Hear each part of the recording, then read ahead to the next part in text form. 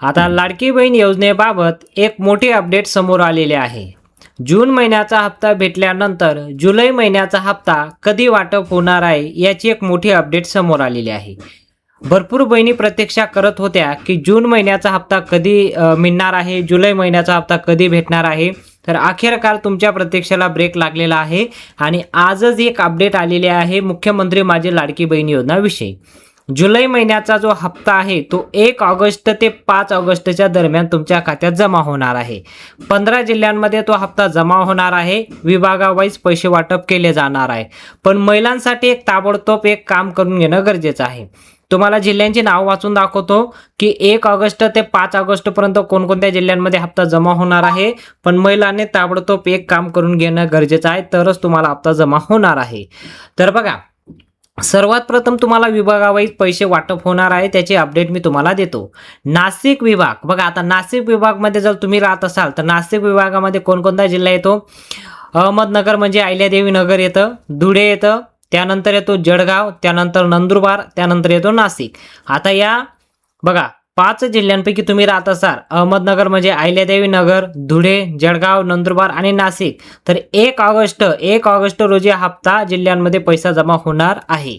तर तुम्ही या जिल्ह्यांपैकी राहत असाल तर तुम्ही प्रतीक्षा करता तर प्रतीक्षा करू नका, कारण 1 ऑगस्ट पासून तुम्हाला हप्ता जमा व्हायला सुरुवात होणार आहे। या 5 जिल्ह्यांमध्ये लाडकी बहीण योजनाबाबत थेट लाभ डीबीटीच्या माध्यमातून तुमच्या खात्यामध्ये 1500 रुपयाची रक्कम जमा होणार आहे। हां, एक गोष्ट लक्षात घ्या, भरपूर बहिणींना एक कन्फ्युजन होतं की लाडकी बहीण योजनेविषयी 1500 रुपये मिळणारे का 2100 रुपये? तर बघा, हप्त्याची रक्कमची वाढ झालेली नाही, अजूनही तुम्हाला 1500 प्रमाणेच हप्ता जमा होत आहे आणि 1500 रुपयाची जी रक्कम आहे ती तुम्हाला 1 ऑगस्ट रोजी तुमच्या खात्यामध्ये जमा होणार आहे।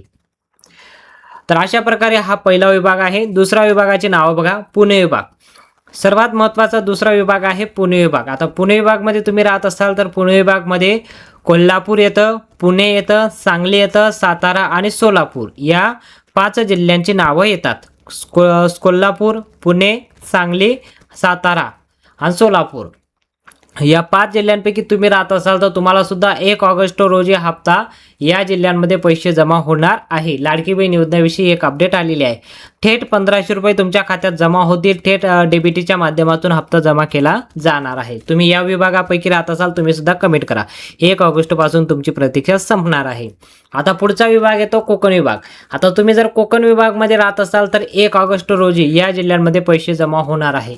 मुंबई शहर आहे, मुंबई उपनगर आहे, पालघर आहे, रायगड आहे, रत्नागिरी, सिंधुदुर्ग आणि ठाणे अशा प्रकारे बघा 1 2 3 4 5 6 आणि 7 हे म्हणजे कोकण विभाग मोठा विभाग आहे। यामध्ये 7 जिल्ह्यांची नावं आलेली आहे। या 7 जिल्ह्यांमध्ये 1 ऑगस्ट रोजी हप्ता जमा व्हायला सुरुवात होणार आहे। आता 1 ऑगस्ट ते 5 ऑगस्टच्या दरम्यान या 3 विभागामध्ये सर्वात अगोदर 5 तारखेपर्यंत हप्ता जमा होणार आहे आणि पुढे हप्ता ज्या विभागांची नावं राहिलेली आहे त्या विभागांमध्ये हप्ता जमा होणार आहे। नेमकं तुम्ही कोणत्या विभागात राहता त्यावर तुमचा हप्ता डिपेंड आहे।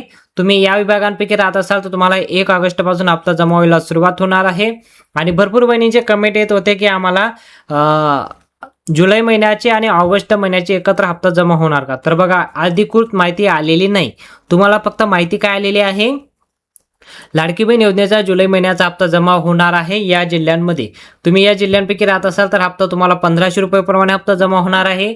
ऑगस्ट महिन्याचा हप्ता अद्याप याची काही अपडेट आलेली नाही। जर राज्य शासनाने काही ठराव केला असेल तर आपल्याला लवकरच ती अपडेट भेटणार आहे आणि ती अपडेट भेटली तर आपल्याला कळेल की लाडकी बहीण योजनेचा ऑगस्ट महिन्याचा हप्ता सुद्धा एकत्र जमा होतोय का ते सुद्धा आपल्याला पाहायला मिळणार आहे।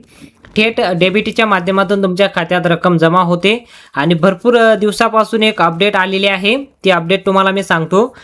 लाडकी बहीण योजनेविषयी आतापर्यंत जवळपास 78 लाख लाडक्या बहिणी या योजनेपासून अपात्र झालेल्या आहेत। तर त्याचं मागचं कारण आहे, अपात्र झाल्याचं मागचं कारण आहे, ज्या बहिणी योजनेच्या निकषामध्ये बसत नाही, जे शासनाने निर्णय लावलेले आहे, जे निर्णय ठेवलेले आहेत त्या निर्णयामध्ये बसत नाही, म्हणून त्यामुळे लाडक्या बहिणी या योजनेपासून अबाद करण्यात येत आहे।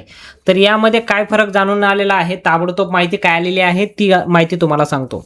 तर बघा, लाडकी बहीण योजनेविषयी ज्या बहिणी अपात्र झाल्या आहेत त्यांना हप्ता जमा होणारच नाही आणि यापुढे एकही रुपया त्यांच्या खात्यात जमा होणार नाही, ज्या बहिणी अपात्र झालेल्या आहेत। अपात्र कशामुळे होत आहे? ज्या बहिणींचं वार्षिक उत्पन्न वाढलं असेल यावर्षी 2026 मध्ये वाढलं असेल तरी त्यांना अपात्र बहिणींच्या यादीमध्ये त्यांचं नाव जाणार आहे. दुसरं, जर तुमच्या कुटुंबामध्ये कोणी सरकारी नोकरीवर असेल तरी सुद्धा तुमचा लाभ बंद होणार आहे. तिसरं, जर तुम्ही आयकर विभाग भरत असाल, तुमच्या कुटुंबामध्ये कोणी आयकर विभाग भरत असेल तरी सुद्धा तुमचं नाव कट होणार आहे. जर तुमच्या कुटुंबामध्ये म्हणजे ज्या बहिणी लाडकी बहीण योजनेसाठी तुम्ही फॉर्म भरलाय आणि तुमच्या नावावर शेत जमीन आहे तरी सुद्धा तुमचा लाभ बंद केला जातोय. आणि पाचवं आणि सर्वात महत्त्वाचं म्हणजे 4 चाकी वाहन जर तुमच्या नावावर असेल तरी सुद्धा तुमच्या नाव या यादीमधून कट होतंय आणि लाडकी बहीण योजनेचा हप्ता तुमचा बंद होतोय. अशा प्रकारे या 5 नियमांमध्ये जर तुम्ही बसत नसाल तर तुम्हाला हप्ता जमा होणार नाही. जर तुम्ही या 5 नियमांमध्ये बसत असाल तरच तुम्हाला लाडकी बहीण योजनेचा हप्ता जमा होईल आणि पुढे तुमचा हप्ता जमा होत राहणार आहे. हे वेगवेगळे जे अपडेट आलेले आहे या अपडेटच्या माध्यमातून तुम्हाला एक महत्त्वाचे अपडेट देतो. लाडकी बहीण योजना ही फक्त महाराष्ट्रामध्ये नाही तर आता वेगवेगळ्या राज्यांमध्ये सुरू झालेली आहे, कारण एक प्रसिद्ध योजना झालेली आहे. या योजनेचा तोडसाठी या योजनेला पाठिंबा देण्यासाठी, पुरावा देण्यासाठी एक मोठी अपडेट आलेली आहे.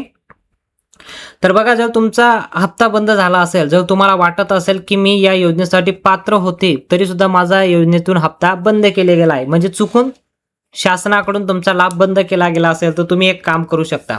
महिला व बालविकास विभाग आहे, प्रत्येक जिल्ह्यात एक विभाग असतं महिला व बालविकास विभाग. त्या विभागात तुम्हाला जायचंय आणि त्यांना स्पष्ट सांगायचंय की आम्ही लाडकी बहीण योजनेसाठी पात्र आहात तरी सुद्धा आमचा लाभ बंद केलेला आहे, चुकून आमचा लाभ बंद केला गेला आहे. ते सांगतील की तुमचा लाभ कशामुळे बंद केला आहे ते तुम्हाला सांगतील. 5 नियमांपैकी एक सांगतील. कुठल्याही 5 पैकी कुठल्याही तुमच्या नावावर शेती असेल, तुम्ही आयकर विभाग भरत असाल, तुमच्या कुटुंबाचं वार्षिक उत्पन्न 2.5 लाखापेक्षा जास्त आलं असेल, तुमच्या कुटुंबामध्ये कोणी सरकारी नोकरीवर असेल, असे वेगवेगळे कारण तुम्हाला देतील. तर तुम्ही बघायचं आहे की तुम्हाला नेमकं कोणत्या कारणानिमित्त तुम्हाला लाडकी बहीण योजनेपासून बाहेर काढण्यात आलेलं आहे. तर ते त्यांना विचारायचं आणि त्यांना सांगायचं आम्ही या सर्व नियमांमध्ये बसत आहोत, तुम्ही सर्व काही व्हेरिफिकेशन करू शकता. आधार कार्ड त्यांना द्यायचं आहे, आधार कार्डवर ते सर्व काही चेक करतील आणि जर तुम्ही खरोखर या योजनेसाठी पात्र राहणार तर तुम्हाला लाडकी बहीण योजनेसाठी पात्र बहिणींच्या यादीमध्ये तुमचं नाव टाकलं जाईल. तुम्हाला एक अर्ज करायला देतील, तो अर्ज वगैरे तुम्ही भरायचा आहे. अर्ज वगैरे भरून तुम्ही तो लाडकी बहीण योजनेचा हप्ता कंटिन्यू सुरू करू शकता. तुम्ही कमेंटमध्ये सांगा तुम्हाला लाडकी बहीण योजनेचा हप्ता भेटतोय का बंद झालेला आहे आणि आतापर्यंत तुम्हाला किती हप्ते भेटले, कुठला हप्ता बाकी आहे, सर्व काही जी माहिती असेल ती माहिती शेअर करा आणि जास्तीत जास्त बहिणींपर्यंत ही माहिती शेअर करा जेणेकरून सर्वांना माहिती पोहोचली पाहिजे. आणि या व्हिडिओवर तुम्ही एक लाईक नक्की करा, कारण तुमच्यासाठी एक महत्त्वाची अपडेट आणलेली आहे. व्हिडिओला एक लाईक करा आणि चॅनलवर जर पहिल्यांदा आला असेल तर चॅनलला नक्की सबस्क्राईब करा, कारण अशा नवनवीन अपडेट आम्ही तुमच्यासाठी घेऊन येत असतो. भेटूया पुढच्या मोठ्या अपडेटमध्ये.